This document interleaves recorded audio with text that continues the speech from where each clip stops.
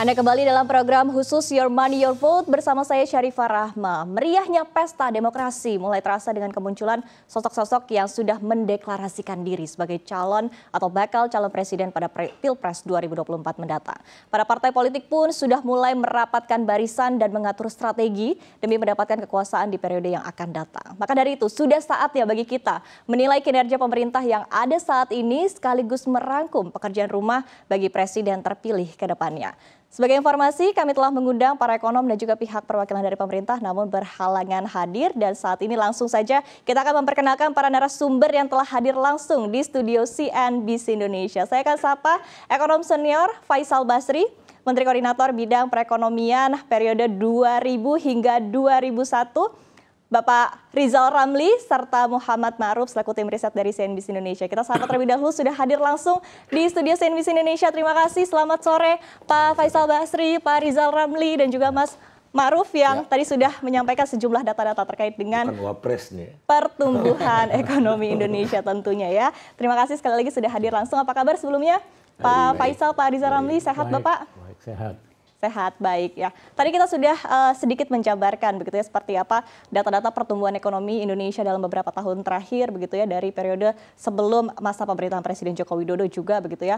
Tapi dari poin-poin catatan ini sendiri Pak Faisal, menarik sekali Anda sempat menyatakan bahwa pertumbuhan ekonomi Indonesia tumbuh tapi tidak berkualitas. Seperti apa tanggapan Anda Pak? Ya, pertama tumbuh tapi jalan di tempat. Oke. Jadi selama periode Pak Jokowi rata-ratanya itu cuma 5%. Targetnya kan 7 pada periode pertama dan 6 pada periode kedua, tapi sampai triwulan pertama ini 5,03 begitu. Kemudian tumbuh, angka pengangguran turun. Jadi ada penciptaan lapangan kerja kan. Namun penciptaan lapangan kerjanya makin tidak bermutu karena yang meningkat itu penyerapan di sektor informal, pekerja informal. Jadi pekerja informal di kita naik terus. Sekarang pada Februari ya, data Februari itu sudah 60% lebih pekerja informal. Kalau pekerja informal kan mereka tidak dapat gaji yang teratur, tidak ada lembur, tidak ada macam-macam, jadi kualitasnya rendah, artinya rentan mereka. Nah kemudian kedua, industrinya turun terus, share sumbangan industri di dalam PDB. Jadi sekarang tinggal 18%-an.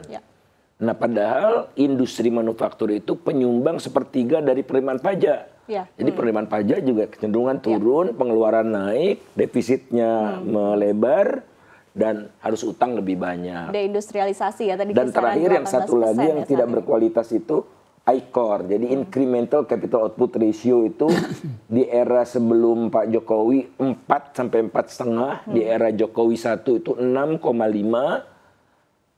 Jokowi 2 tahun 2021-2022 itu naik lagi 7,3.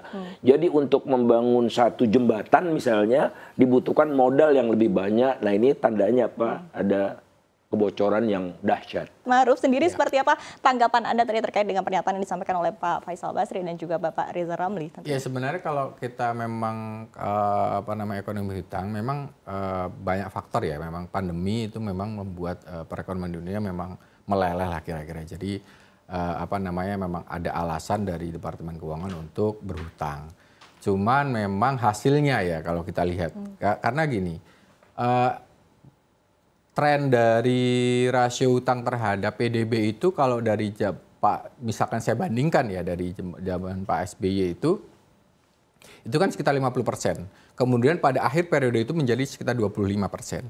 Tapi di zaman Pak Jokowi kemudian naik dari 25% sampai sekarang menjadi 40%. Artinya memang ada ekspansi fiskal di situ. Kalau APBN atau pemerintah itu sebagai pelaku ekonomi tunggal, kemudian dia berekspansi, seharusnya hasilnya kan positif karena pengeluaran pemerintah itu seharusnya punya multiplier effect yang banyak. Dan kalau kita berbicara PR presiden ke depan, artinya apa? Akan ada beban utang yang besar bagi presiden ke depan untuk ya mungkin cuci piring ya kira-kira harus membereskan utang ini dan Iva bahwa beban biaya hutang di kita memang cukup tinggi ya, karena kita treasury untuk 10 years bond itu sekitar 6-7%. Di Asia kita termasuk paling tinggi, kita Malaysia itu sekitar cuma 4-3%, yang lainnya bahkan ada 2%.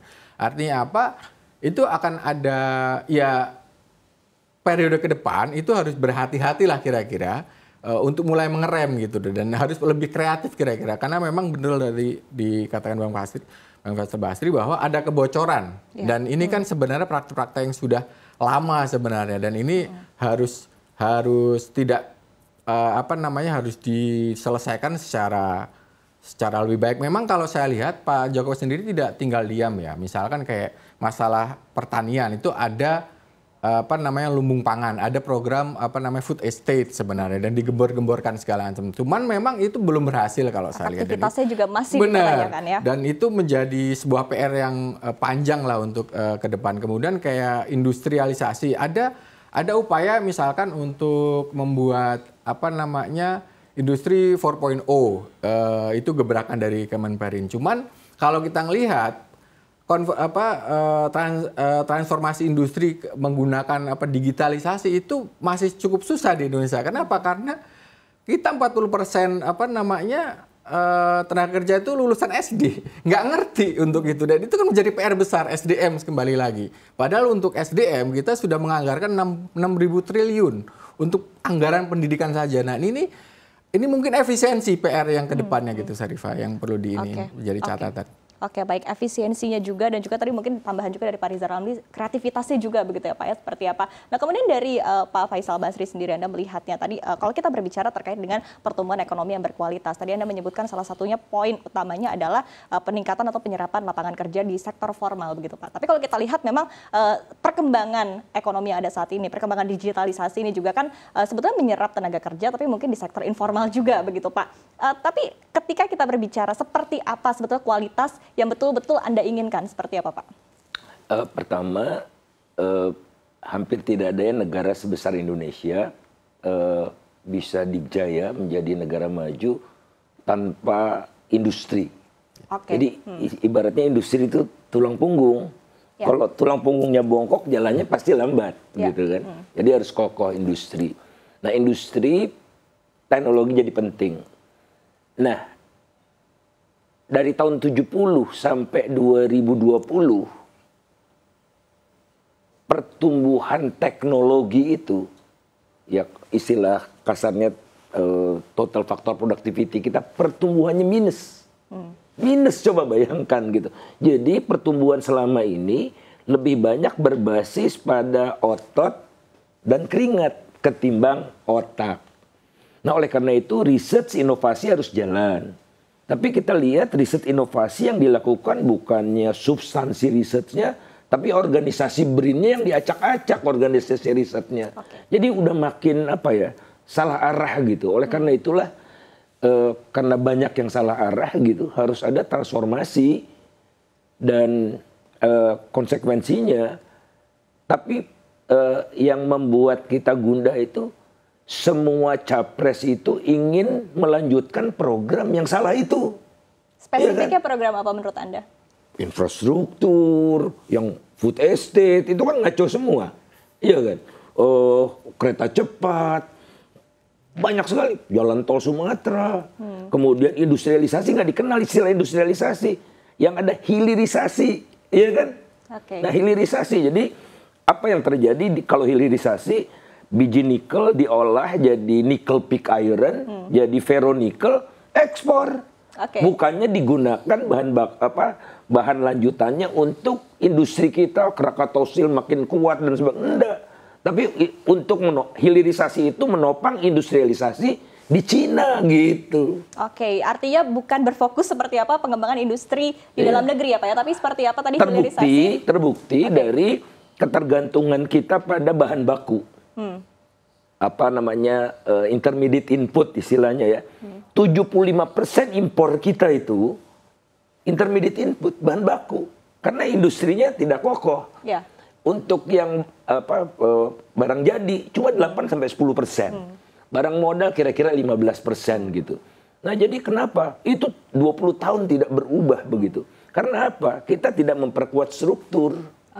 Nah, jadi solusinya apa untuk membiayai pembangunan segala macam ini? Cuma satu, mengeruk sumber daya alam semakin dalam.